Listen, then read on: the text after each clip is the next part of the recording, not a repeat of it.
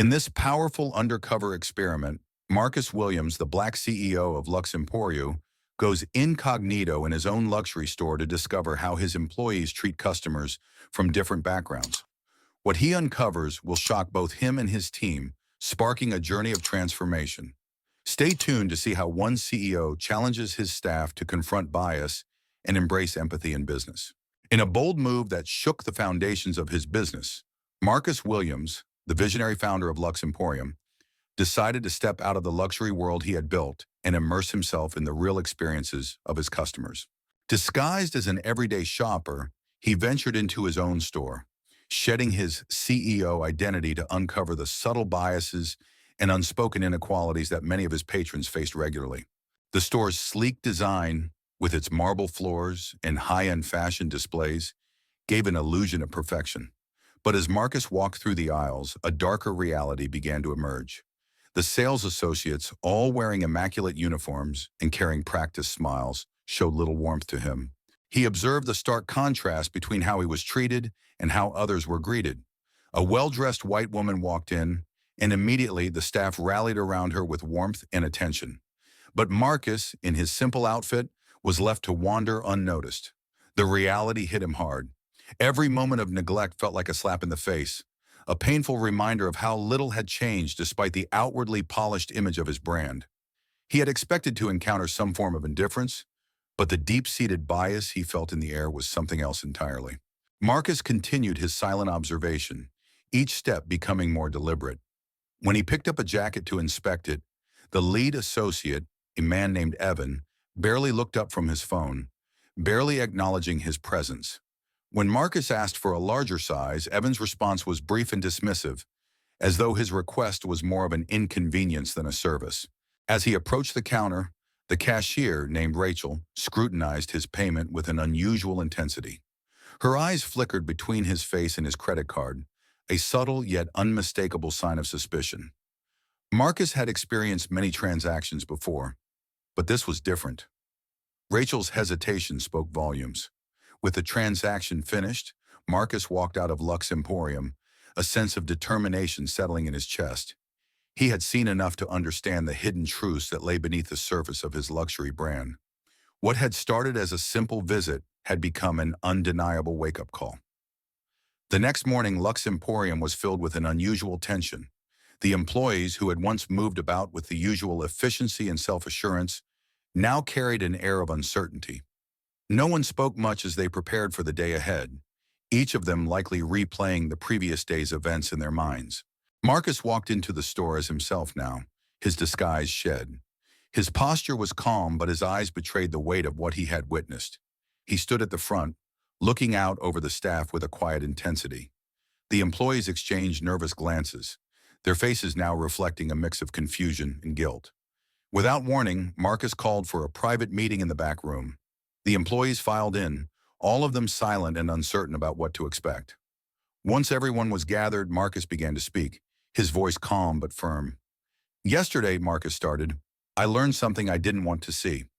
I saw how some of you treated our customers, people who walk through those doors every day, trusting that we will give them the same respect no matter who they are." His eyes swept over the room, meeting the gaze of each employee. "What I experienced wasn't just bad service. It was a pattern, small but hurtful acts of neglect and indifference that we've all been a part of." The room was heavy with silence. No one moved, no one spoke. Marcus continued, "I'm not here to accuse anyone, but we all need to take responsibility for what's happening in this store. It's not just about making a sale or following the rules. It's about treating people with dignity. We've lost sight of that, and now it's time to make it right." The tension broke as Marcus unveiled his plan. "Today, each of you will step into the shoes of someone who has experienced the coldness, the judgment, and the neglect you've shown others. I want you to understand what it feels like when you're treated differently, and maybe, just maybe, you'll realize the impact it has on your customers." Marcus assigned new roles to each employee, tasks that would force them to confront the bias and indifference they had unwittingly allowed to fester. Evan, the associate who had dismissed Marcus the day before, was sent to a high-end boutique in a nearby mall where he would experience the cold reception and disinterest he had given Marcus. Sophie, the top performer, was sent to a store in a less affluent area, where her appearance would be scrutinized. Even Rachel, the cashier, who had treated Marcus with suspicion, was tasked with experiencing the indifference of a fast food restaurant. As the day wore on, each employee confronted the uncomfortable reality of being on the receiving end of what they had once dished out. The empathy that started to form was palpable, but it was only the beginning of a deeper transformation. As the employees returned later in the day, their faces told a different story. There was a weight in the air, an unspoken recognition that something fundamental had shifted. They walked into the store with an awareness they had never felt before, their movements more deliberate, their eyes more thoughtful.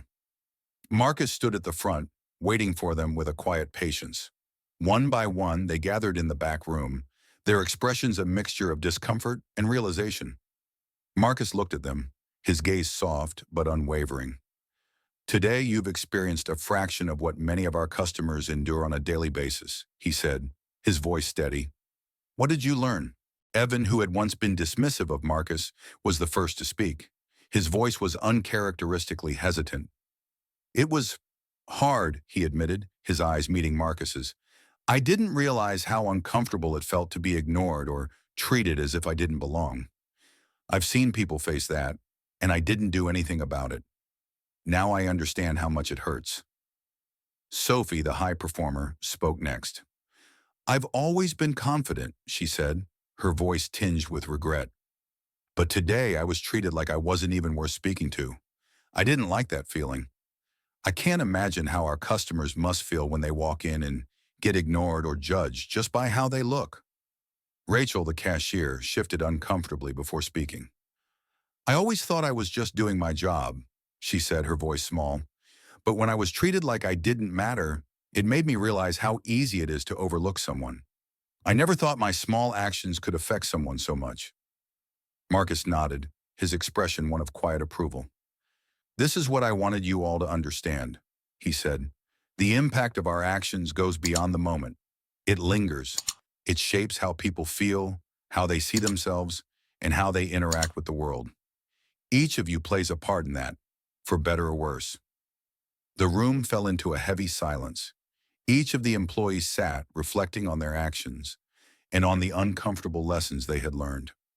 Marcus let the silence hang for a moment before speaking again. "Today isn't just about feeling bad. It's about learning. It's about becoming better, so we can do better for the people who trust us every day." As the employees left the room, there was a noticeable shift in their behavior. They moved through the store with more intention, more attentiveness. A sense of accountability began to settle in. Marcus watched them, knowing the journey was just beginning. This wasn't the end of the story. It was the first step toward creating a new culture at Lux Emporium, one where dignity, respect, and empathy were at the heart of everything they did. The following days were marked by a new atmosphere in Lux Emporium. A quiet but tangible shift had taken place. The staff, once distant and indifferent, now seemed more engaged. They took extra care in their interactions with customers, mindful of the lessons they had learned. The coldness that had once permeated the store had begun to fade, replaced by a more genuine warmth. Marcus watched these small but meaningful changes with satisfaction, but he knew this was only the beginning. He had set the wheels of transformation in motion, but it would take time for the full impact to be felt.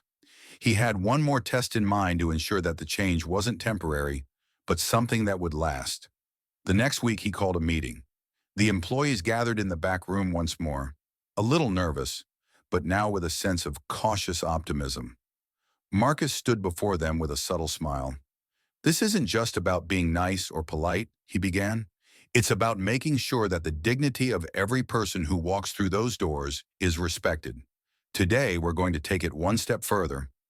Marcus revealed his plan.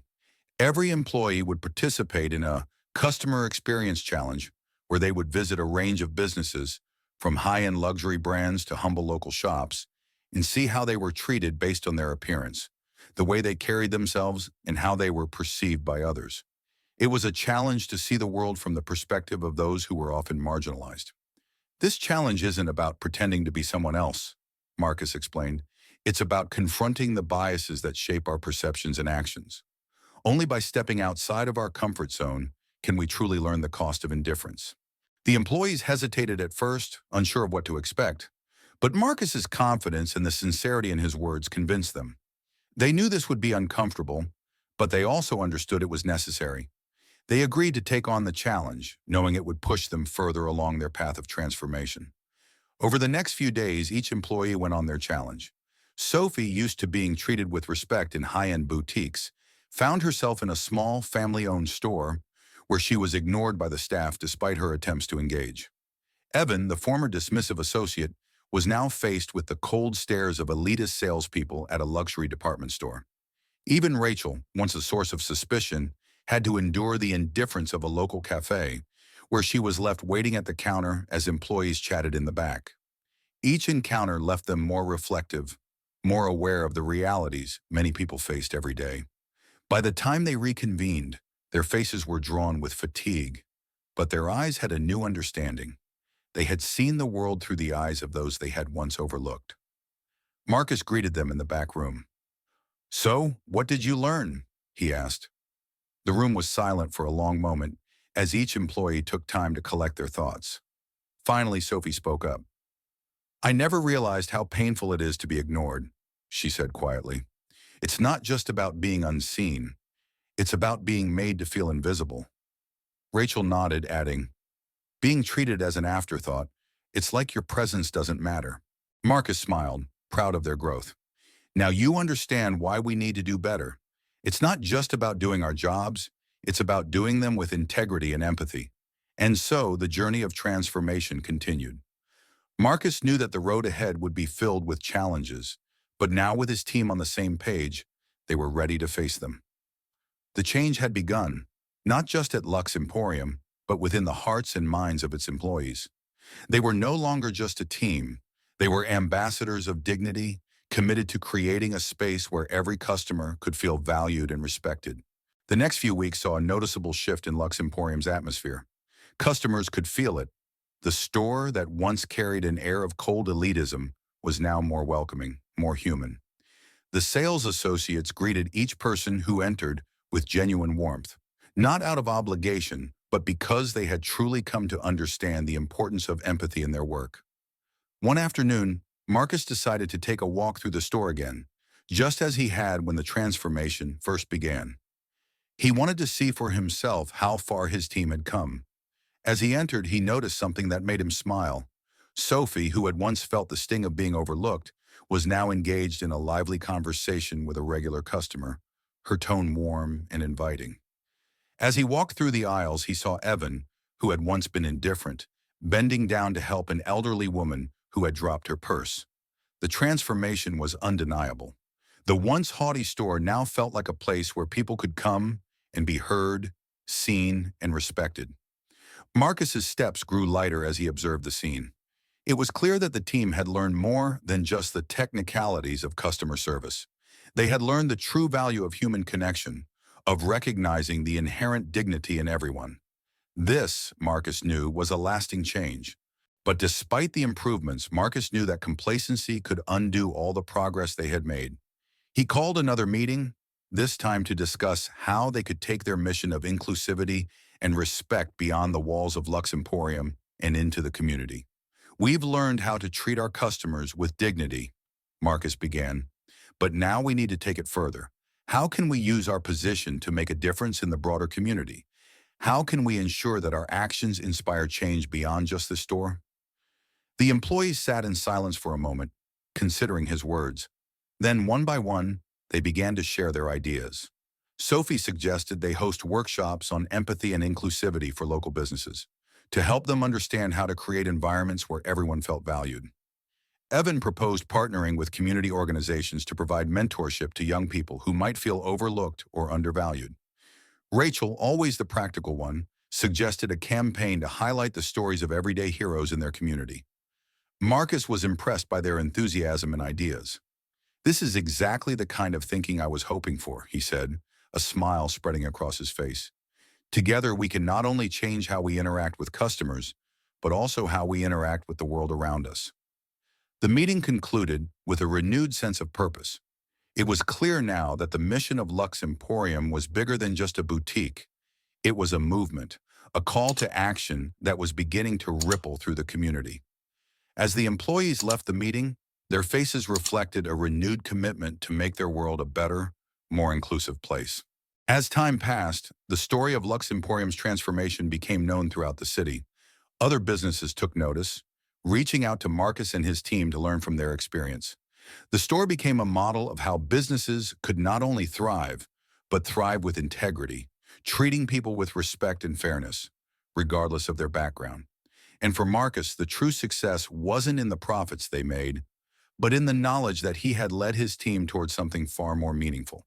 He had given them a vision that transcended mere business goals, a vision of a better world, one customer interaction at a time.